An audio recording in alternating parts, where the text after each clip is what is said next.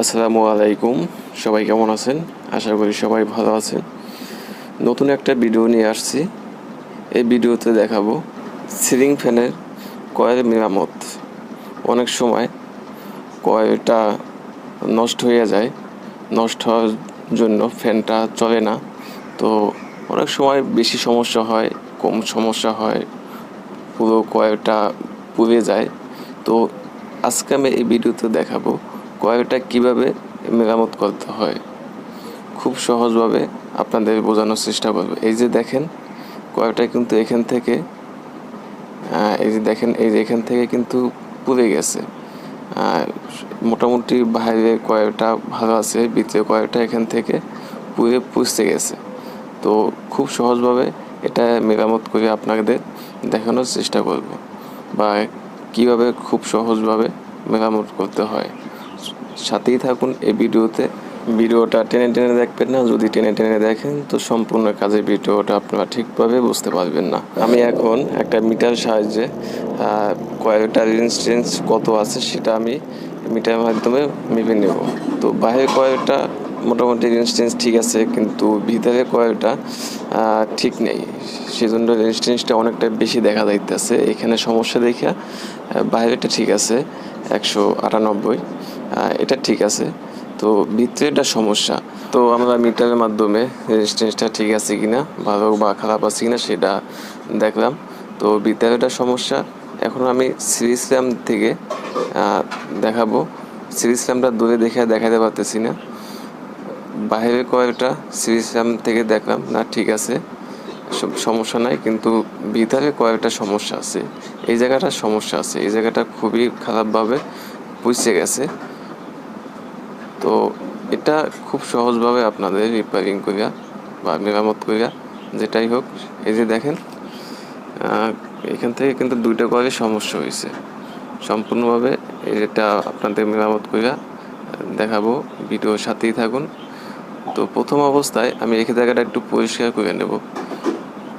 আমি দুইটা কয়েলের সমস্যা দেখা যাইতেছে। এই দুইটা কয়েল যদি সমস্যা, এখান থেকে কীভাবে মেরামত করব।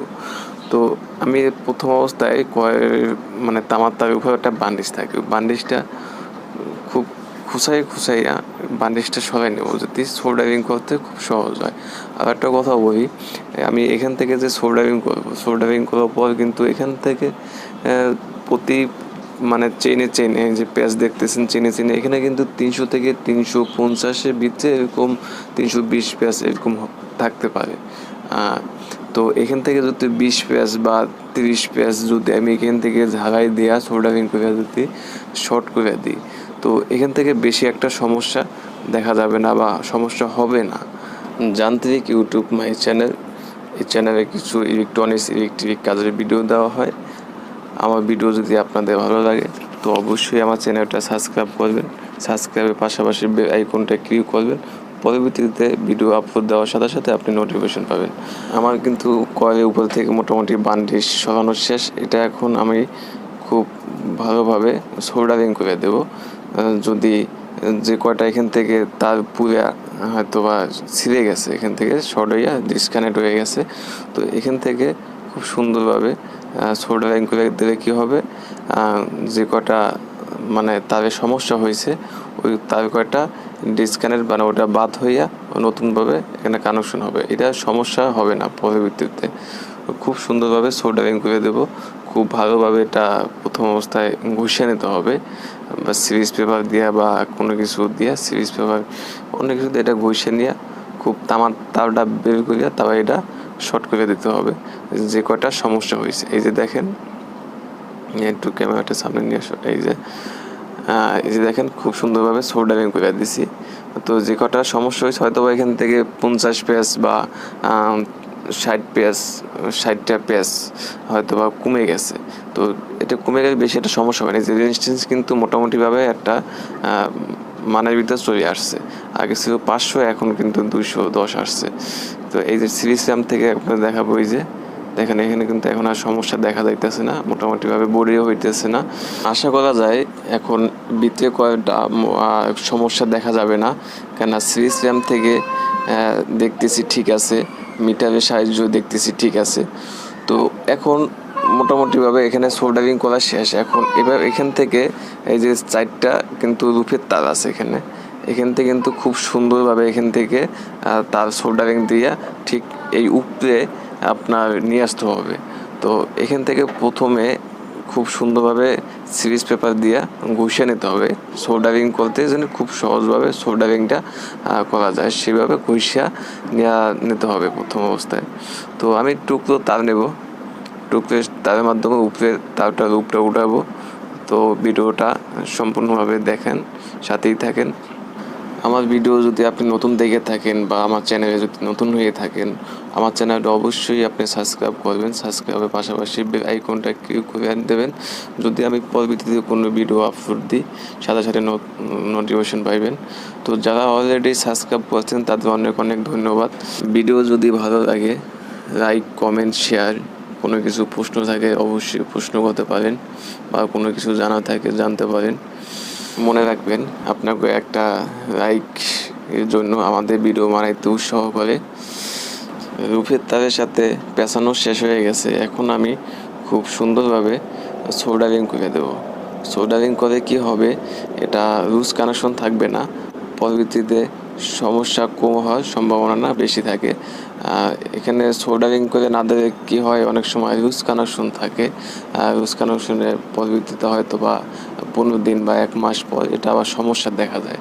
সোল্ডারিং করে দিলেই ভালো হয়। তো পরিমাণ মতন তারটা কাটে নেবেন। কাটার পর আপনার এখানে কিন্তু টিউব দিতে হয়। সাদা সাদা টিউব পাওয়া যায় কয়েলের জন্যই।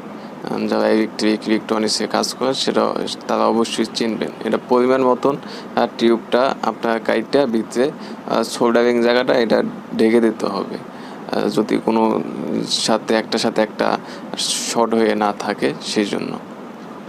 একটা ফ্যানে অনেক ধরনের অনেক সমস্যা হয়ে থাকে, যেমন বিভিন্ন রকম। আগে আমি এই চ্যানেলে ফ্যানের কাজ ভিডিও দিছি।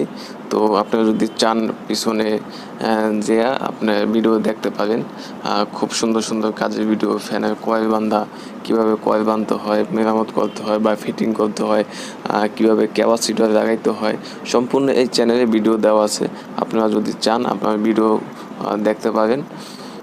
আমার কিন্তু টিউব ঢুকানো শেষ। এখন কী করতে হবে, এখান থেকে সুতো দিয়ে খুব টাইটভাবে বাঁধতে দিতে হবে।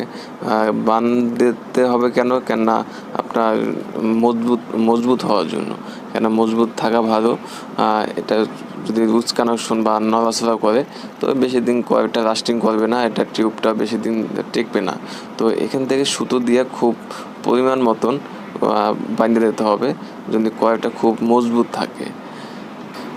খুব ভালোভাবে পরিমাণ মতন সুতোটা কাটে নেওয়ার পর মোটামুটি আমাদের কিন্তু রূপ উডেন নেওয়ার তারের সাথে কানেকশন দেওয়া, সেটা আপনাদের কীভাবে রিপেয়ারিং করতে হয়, মেরামত করতে হয়, সেটা মোটামুটি আপনাদের সাধ্য মতন আপনাদের দেখানোর চেষ্টা করছি।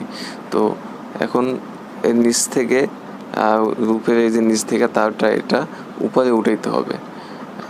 উপরে উঠালে কিন্তু এখানে কিন্তু 4টা তার থাকে। 4টা তারের ভিতরে এখান থেকে কিন্তু ফিটিং করে এটা ক্যাপাসিটরের সাথে কানেকশন হয়। সেটাও কিন্তু আমার এই চ্যানেলে কিন্তু ভিডিও দেওয়া আছে, কীভাবে সেটা কানেকশন দেবেন সেটার ভিডিও দেওয়া আছে এই চ্যানেলে। তো আমি এখন আমি তারটা উঠাই নেব, এইভাবে উঠাই নেব। আমি যেভাবে উঠাইতেছি আপনারা চাইলে এইভাবে উঠে নিতে পারেন একটা তারের সাহায্যের মাধ্যমে।